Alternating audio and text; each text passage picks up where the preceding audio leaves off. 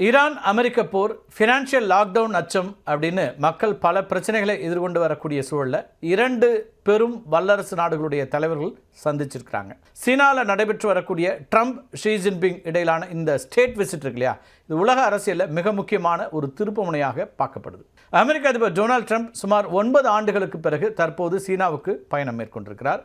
இது மட்டும் இல்லாமல் சீன அதிபர் ஷி ஜின்பிங் மற்றொரு முக்கியமான விவகாரத்தை சுட்டி காட்டியிருக்கிறார்னு அங்கேருந்து வரக்கூடிய செய்திகளை பார்க்குறோம்.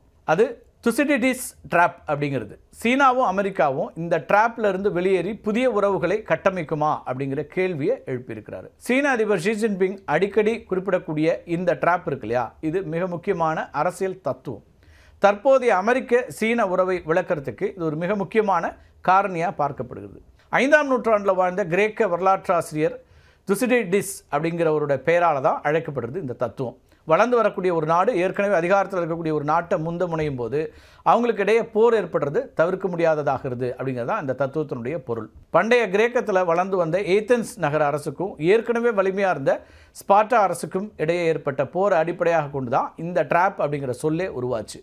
அதிபர் ஷி ஜின்பிங் உலகில் துசிடிடிஸ் ட்ராப் அப்படிங்கிற ஒன்று கிடையாது, ஆனால் வல்லரசு நாடுகள் மீண்டும் மீண்டும் தவறான வியூக கணக்குகளை போட்டு அவங்களே அத்தகைய ட்ராப்களை உருவாக்கி விடுகிறார்கள் அப்படின்னு சொல்கிறார். அதாவது அமெரிக்கா தன்னுடைய ஆதிக்கத்தை காப்பாற்றிக் கொள்வதற்காக சீனாவை ஒடுக்கும் அப்படின்னும் அது தேவையில்லாமல் ஒரு போருக்கு வழிவகுக்கும் அப்படிங்கிறது தான் சீன அதிபருடைய வாதம்.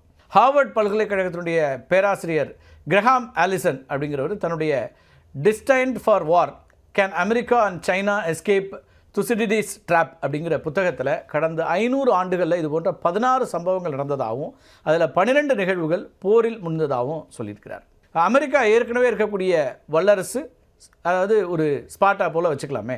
சீனா வேகமாக வளர்ந்து வரக்கூடிய ஒரு நாடு, ஏத்தென்ஸ் போல். இப்போ தற்போது ட்ரம்ப் சீனா சென்றிருக்கக்கூடிய நிலையில் இந்த துசிடிடிஸ் ட்ராப் அப்படிங்கிறத தவிர்க்க வேண்டும் அப்படின்னு சீன அதிபர் சொல்கிறார்.